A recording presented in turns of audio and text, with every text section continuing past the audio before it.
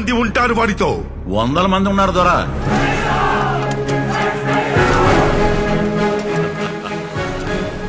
సైరా సైరా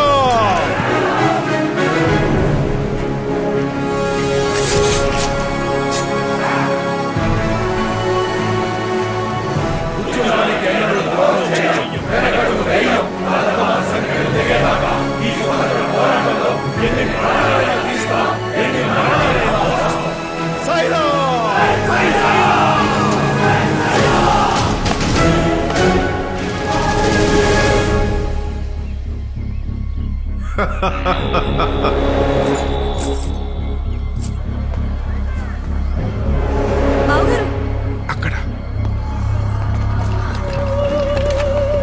బావగారు,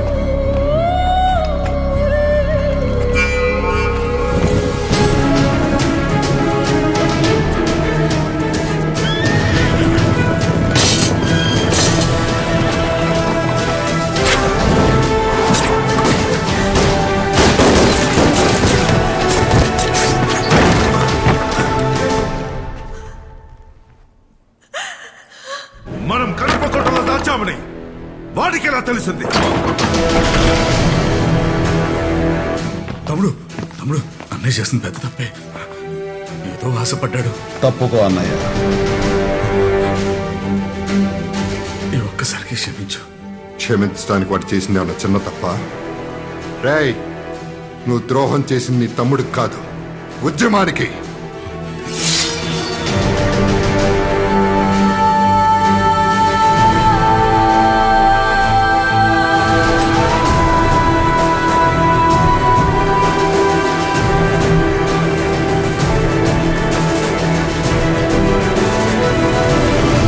పెద్దమ్మ, నీలాంటి గొప్ప తల్లి కడుపులో పుట్టి కూడా క్షమించాలని తప్పు చేశాడు.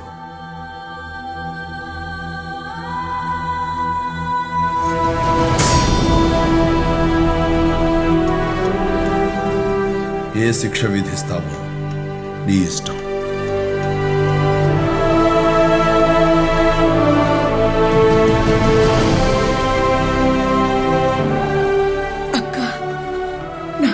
వాడిని క్షమించు.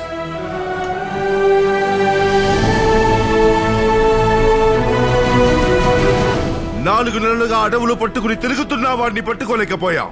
వాడిని పట్టించిన వాడికి 5,000 నజరానా ప్రకటించండి.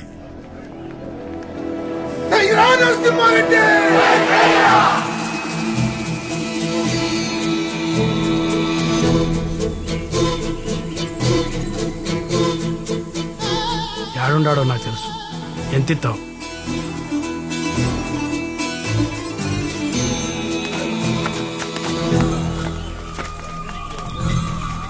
ఇంకా ఎంత దూరం పోను? వచ్చేసినాము. అడిగిన రకం ఇస్తావుగా? అడిగిన దానికన్నా ఎక్కువ వేస్తా, చూపించు.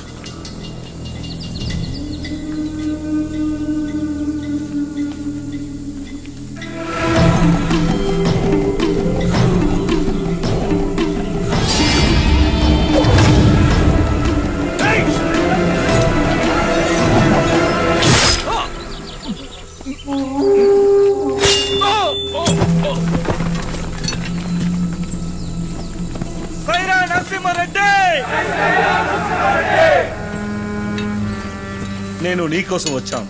వీడు బహుమానం ఆశపడి వచ్చాడు, ద్రోహి. అందుకే ఈ బహుమానం ఇచ్చాను. ఎవరు నువ్వు? రాజపాండి. ఎక్కడి నుంచి వచ్చావు? వీరధ్వానికి పేరు పెట్ట తమిళ భూమి నుండి వచ్చా. ఏం పని మీద వచ్చావు?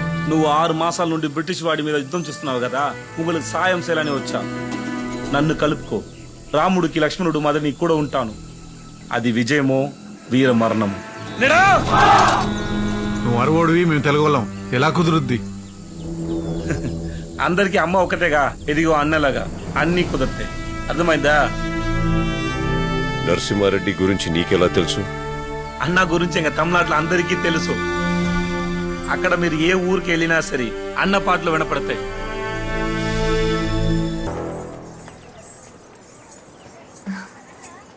మీ పేరేంటి? లక్ష్మి. ఉద్యమానికి గొప్ప సాయం చేస్తున్నారు. పరిచయం ఉన్నట్లే చెప్పారు. ఆయన మీకు తెలుసా? ఉద్యమంలో ఉన్నాను. వీరుడి గురించి తెలియని వాళ్ళు ఎవరుంటారు? క్షమించాలి, మీ అనుమతి లేకుండా పాట కలిపాను. పాట కలిపితే సరిపోదు, యుద్ధానికి వీరుణ్ణి పంపించు. నేను నాయకుణ్ణి పంపించాను, ఆయన భార్యని.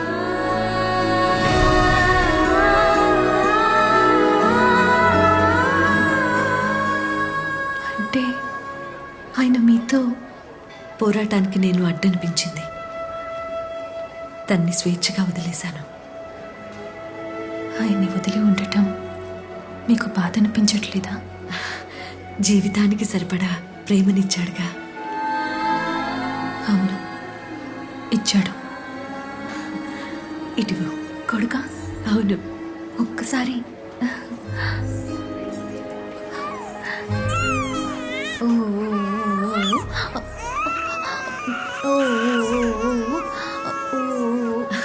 ఏమైంది నాన్న? ఊరుకో. ఇటువంటి ఊరుకో దా నాన్న. నాన్న, దా. అయ్యో లేదు, ఊరుకో నాన్న. ఊరుకో ఊరుకో.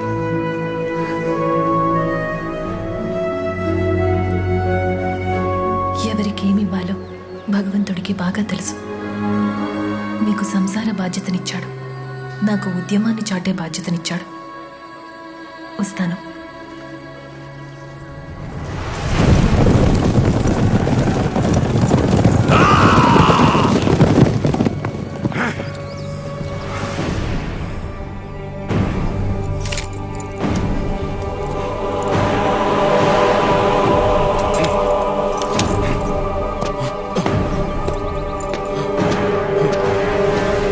ఏం జరిగింది?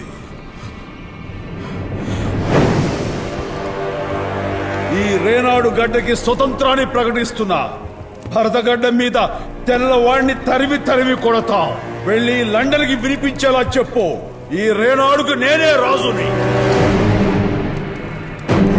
నా గడ్డ మీద కాలు మోపాలంటే ముందు నాకు శిస్తు కట్టాలని చెప్పు.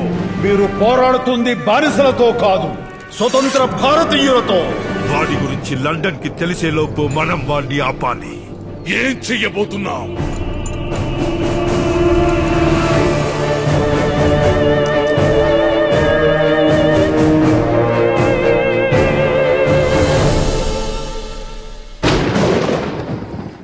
ఇదేంటమ్మా ఇలా హఠాత్తుగా వచ్చారు? మనసెందుకో కీడు శంకిస్తుంది నరసింహ. కుటుంబం అంతా నీ కోసం కలవరిస్తుంది. చూసెళ్దామని వచ్చామయ్యా. దేనికమ్మా భయం?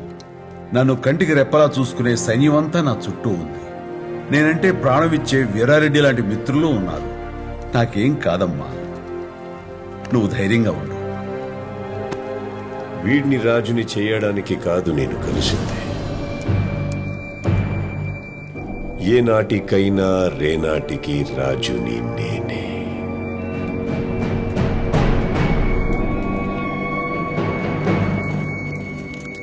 ఒక రాజు చచ్చిపోయాడనుకున్నాను. ఇప్పుడు నిజమైన రాజులా కనిపిస్తున్నావు. నాతో చేయకలుపు, ఇద్దరం రాజులవుతాం. ఇలా నరసింహారెడ్డిని కుటుంబంతో సహా చంపేయాలి. చంపేస్తే కోక్రేన్ రాసిచ్చిన ఒప్పంద పత్రం. అతను చెప్పినట్టు అందరినీ చంపితే రేనాడు 2 ముక్కలవుతుంది. ఉత్తరానికి నేను, దక్షిణానికి నువ్వు రాజువి. మనిద్దరి వల్ల అవుతుందిరా. ఇలాంటి వాళ్ళు సైన్యంలో ఇంకా చాలా మంది ఉన్నారు. నీలాంటి బలం కోసమే ఆగాను. ఇప్పుడు చేద్దాం. ఈ రాత్రికే అదంతా జరిగిపోవాలి బషీరెడ్డి. ఈ రాత్రికే. అర్ధరాత్రి అందరూ నిద్రపోయాక కోట ద్వారాన్ని నేను తెరుస్తాను. నా మనుషులు లోపలికొస్తారు. నరసింహారెడ్డి చివరి పడుసాల్లో పడుకుంటాడు. నివాస మందిరాల్లో అందరూ పడుకున్నాక లోపల ద్వారం నేను తెరుస్తా. ముందు వాడికి కాపు కాసే రాజపాటి తూర్పు గదిలో ఉంటాడు. వాడిని నేను నరుకుతా.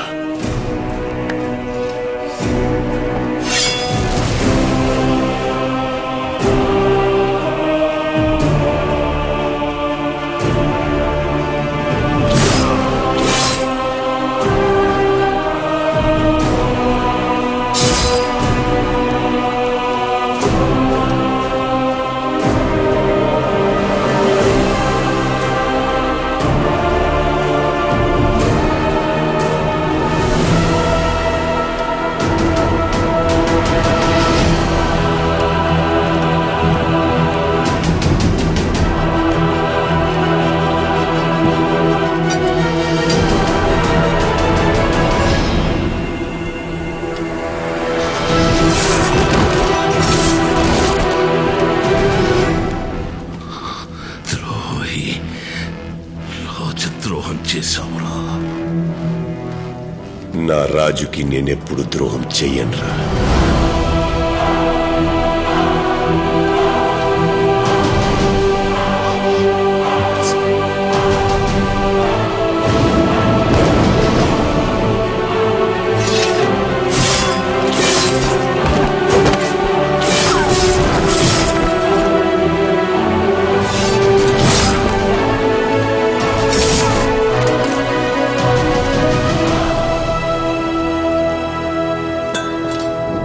బయట శత్రువుని గెలవాలంటే లోపలున్న శత్రువులు ఎవరో తెలియాలి. నీ ద్రోహం వల్ల సైన్యంలో మిత్రుల్ని కోల్పోయాం. అప్పుడే నిన్ను చంపేసి ఉండాల్సింది. కానీ నీ వెనుకున్న వాళ్ళందరినీ బయటికి లాగటానికి ఇది నేను ఆడిన ఆట. ముగించండి.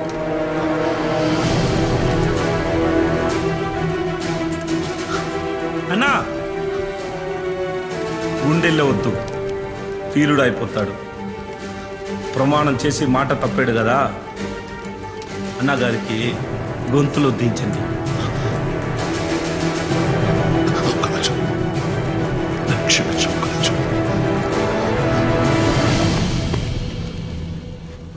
క్షమాపణ అడిగిన వాడు బతకూడదు బసిరెడ్డి.